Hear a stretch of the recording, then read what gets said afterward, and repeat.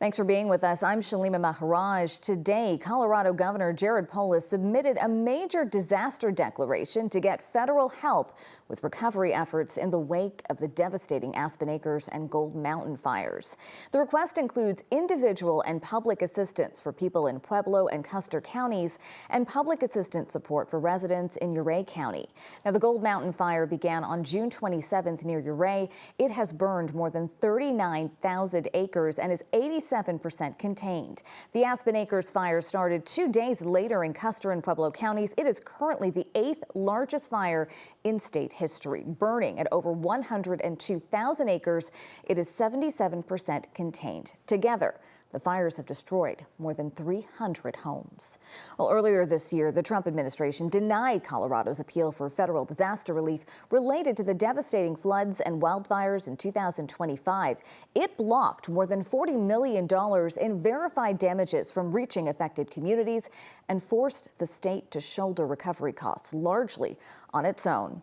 All right, taking a live look outside, the stretch of those sunny mornings that we've been seeing, the stormy afternoons, good weather for being inside with a book. We will see that same pattern as we start the work week. Right now, we're going to check in with 9 News meteorologist Corey Rappenhagen with a closer look at how things are shaping up. Yeah, I hope you're getting familiar with that weather pattern because you're right, it's not really going to change. It was another hot, scorching day, lots of sunshine, and now we've got some rain showers trying to cool us off. We've got quite a few of them going across the state of Colorado, some of them putting down a lot of rain. We have a flash flood warning out in the Lee burn scar from last year, and we also have a flash flood warning in one of this year's burn scars, the Aspen Acres, and a flash flood warning here near Fountain, Fort Carson, without a burn scar even involved. There's been a lot of heavy rain, not too heavy across the Denver area, but we have some nice cool showers moving through the Denver metro area. That probably won't be our last wave. We'll probably see one more.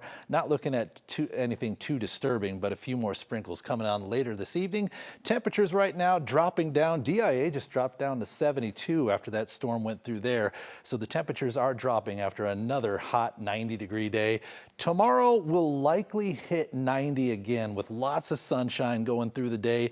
Clouds could come in a little bit earlier, maybe 1:30, 2 o'clock, so that'll cool us down a little quicker. But we do have a chance to see some 60-mile-per-hour wind gusts with some dry microbursts and some thunderstorm wind gusts tomorrow. That will be one problem in the afternoon.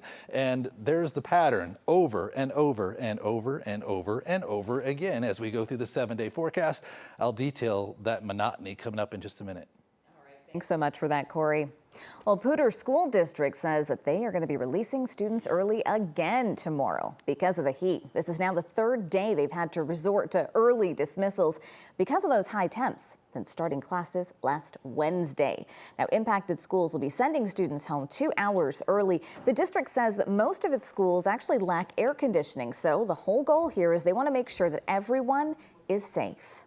Well, a community group in Montbello is hoping to address food insecurity by starting their own grocery store. It's under construction right now at 46th Avenue in Peoria and set to open later this year. 9 News reporter Janelle Finch joins us now with those details. Janelle. The Montbello Organizing Committee says the closest grocery store to 46 in Peoria is 6 miles away. They know that the current state of food access isn't feasible, and they spent nearly 10 years trying to make a difference. There are little options to address a big issue around food deserts in Montbello. That's something that the neighborhood, the community that we have been waiting for. One community group is growing what's available to increase access. It's been a journey. Donna Garnett is the CEO of the Montbello Organizing Committee. She's been working to bring a grocery store to central Montbello for nearly a decade. We weren't a government entity. We weren't an investor. We were just a bunch of residents in this community who said, we're tired of waiting to be rescued. We will do this ourselves. By the end of the year, so these are the floor plans for the grocery store. 3 old storefronts at 46 in Peoria will become one market. Along those walls will be the refrigerator cases. Donna's motivation comes from stories of residents like Diane Cooks. We want something better than what we got now, a convenience store at 7-Eleven. That's a junk food store. Diane's lived in the neighborhood for more than 45 years. She requires assistance to walk on her own, and when she needs groceries, she has to call one of her sons. Working on other people's time, and could be very frustrating. The market won't be a traditional Safeway or King Soopers.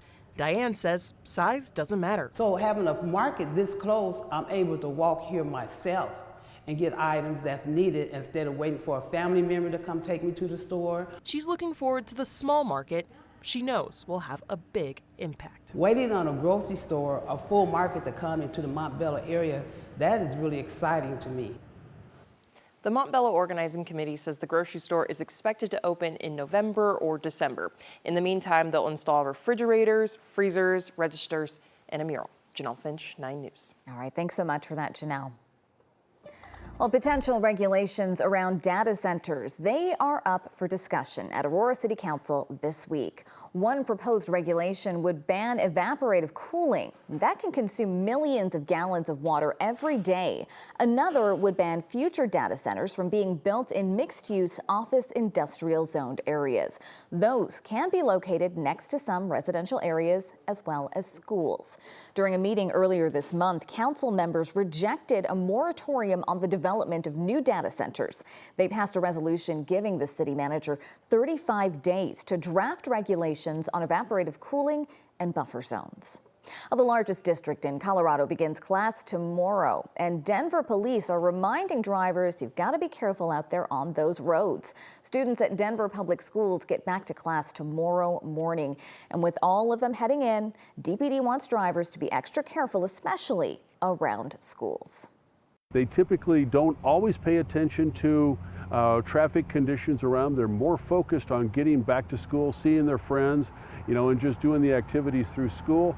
So we're asking everybody to please be cognizant of the fact that children are out there and to be aware of them as they're crossing streets. Now, they're also asking parents to take the time to talk to their kids about road safety, and that includes reminding them to use the crosswalks and to look both ways. Well, you may have heard some cheering earlier on this morning if you were out and about downtown. The Rockies are honoring their first player to enter the Hall of Fame. This morning, the team unveiled the statue of Larry Walker at 20th and Blake. The 15-foot, 800-pound bronze statue sits outside the main entrance of the ballpark. Longtime fans were thrilled to witness that moment and to pass on some Rockies history to the next generation of ball fans. First statue being Larry Walker, first Hall of Famer, first MVP. All that stuff. It's great to see that the team's actually recognizing their paths a bit too. What I know about Larry Walker is he's a really good player, and what this brings to my moment is my dad. Oh, thank you, Susan. That's awesome. This is the first of two statues the team is putting up. One of Rockies Hall of Famer Todd Helton, who was there today, will be unveiled on September 19th. And we're going to hear from the man behind the statue, still ahead coming up in sports. And remember that 9 News is your home of the Broncos. You can watch the team's third and final preseason game next Friday right here. They're going to be playing the Minnesota Vikings at Empower Field. Our coverage starts at 6 on 9 News, and you can also watch it for free anywhere in the Denver TV market. Just look for the Broncos stream on the 9 News app and over at our website, 9news.com.